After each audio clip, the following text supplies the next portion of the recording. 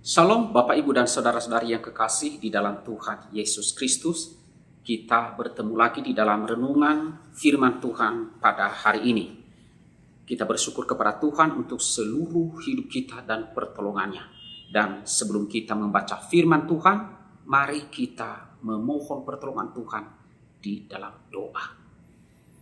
Tuhan Allah Bapa kami yang bertata dalam kerajaan sorga, kami bersyukur kepadamu ya Tuhan, atas seluruh hidup kami, atas seluruh keberadaan kami. Karena Engkau saja Tuhan kami masih hidup dan ada. Terima kasih Tuhan, kami mohon ampunilah segala dosa kami. Dan tolonglah kami pada pagi hari ini. Dalam merenungkan firman-Mu, berbicaralah kepada kami Tuhan. Tolonglah kami oleh Allah Roh Kudus untuk mendidik kami, mengajar kami, dan memampukan kami melakukan firman Tuhan. Terima kasih Tuhan, di dalam nama Tuhan Yesus kami berdoa, amin. Bapak Ibu dan Saudara-saudari yang kekasih di dalam Tuhan Yesus Kristus, firman Tuhan yang akan kita renungkan pada hari ini, saya ambil di dalam 1 Korintus pasal 8 ayat 6 saja. Firman Tuhan berbunyi demikian. Namun bagi kita hanya ada satu Allah saja, yaitu Bapa yang daripadanya berasal segala sesuatu dan yang untuk Dia kita hidup, dan satu Tuhan saja, yaitu Yesus Kristus, yang olehnya segala sesuatu telah dijadikan dan yang karena Dia kita hidup. Demikian firman Tuhan yang kita renungkan. Saya memberikan judul renungan ini adalah Kita hidup untuk Tuhan Yesus. Saudara-saudaraku yang kasih dalam Tuhan, firman Tuhan yang baru saja kita baca ini, satu ayat ini, memberikan kita atau memberitahukan kepada kita bahwa tujuan manusia hidup adalah untuk Tuhan, untuk Tuhan Yesus, untuk Allah. Tentu kita bertanya, mengapa demikian? Saudara, dari ayat yang kita baca tadi memberitahukan bahwa karena Yesus kita bisa hidup. Apa artinya ini semuanya? Artinya saudara, bahwa sumber kehidupan kita, baik jasmani maupun rohani, adalah dari Tuhan Yesus Kristus. Dan dari Tuhan Yesus, semua itu hidup kita adalah merupakan tujuan utamanya adalah yaitu untuk Allah Bapa.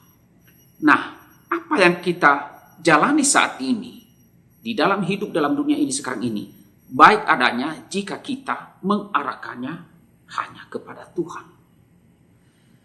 Saudara, marilah kita memandang kehidupan ini sebagaimana Alkitab, sebagaimana kitab suci memandangnya. Kehidupan itu berasal dari Allah dan tujuannya adalah untuk Allah, menuju kepada Allah.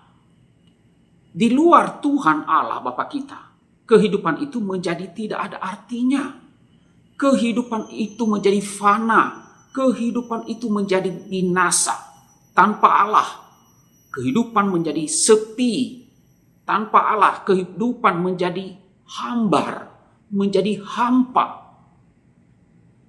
Saudara, bisa saja memang untuk sesaat kita dapat mengusir kesepian, mengusir kehambaran hidup ini dengan berbagai kesibukan-kesibukan yang kita lakukan. Atau kita bisa menenggelamkannya diri dalam kebisingan dan keremangan tempat-tempat hiburan. Itu bisa saja. Atau kita mencoba melupakan dalam keasikan bekerja dalam kesibukan. Namun demikian saudara, itu hanya sesaat. Hanya sesaat. Ketika hal itu akan kembali mengusik kehidupan kita lagi. Nah saudaraku yang kekasih di dalam Tuhan Yesus Kristus, kesadaran akan sumber hidup dan tujuan hidup akan menolong kita, menolong manusia untuk mengambil langkah awal. Langkah awal yaitu bertemu Yesus secara pribadi. Bertemu Yesus secara pribadi. Dan Yesus akan ganti segala masa lalu yang penuh kelemahan, yang penuh dengan keberdosaan dan segala kegagalan dengan gairah hidup yang memuliakan Tuhan. Nah, saudara-saudaraku yang kasih dalam Tuhan, karena itu, marilah, hendaklah kita mengingat Yesus yang rela meninggalkan sorga demi kita.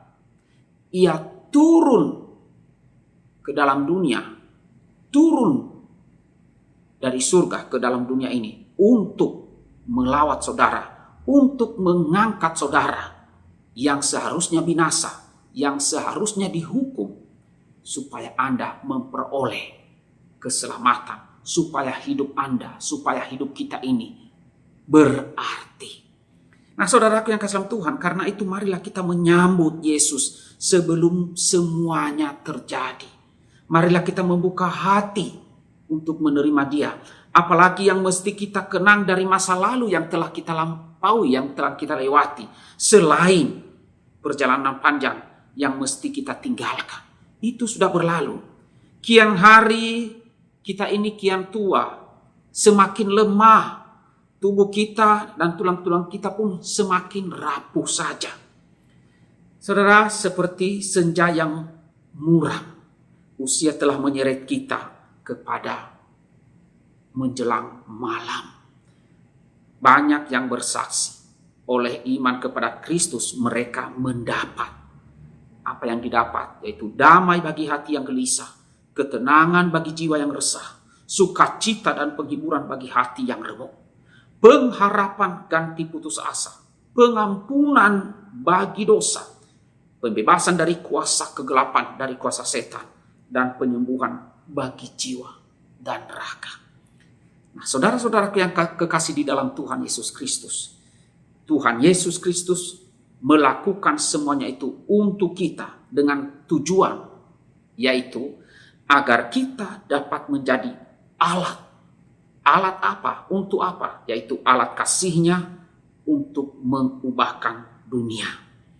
Saudaraku yang kasih dalam Tuhan, kita bisa hidup karena ada Tuhan Yesus yang menyelamatkan kita.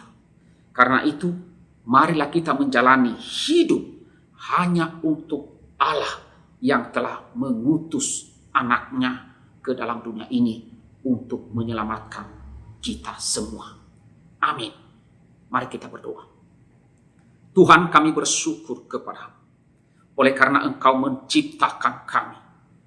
Dan bukan hanya itu Tuhan, setelah kami jatuh dalam dosa, Engkau pun berinisiatif sendiri untuk mengangkat dan mencari kami dengan mengutus anak-Mu Tuhan Yesus Kristus untuk menyelamatkan setiap kami.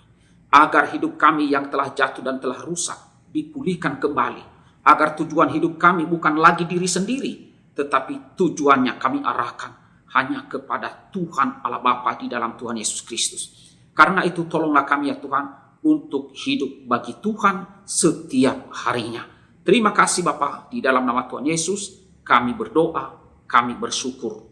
Amin.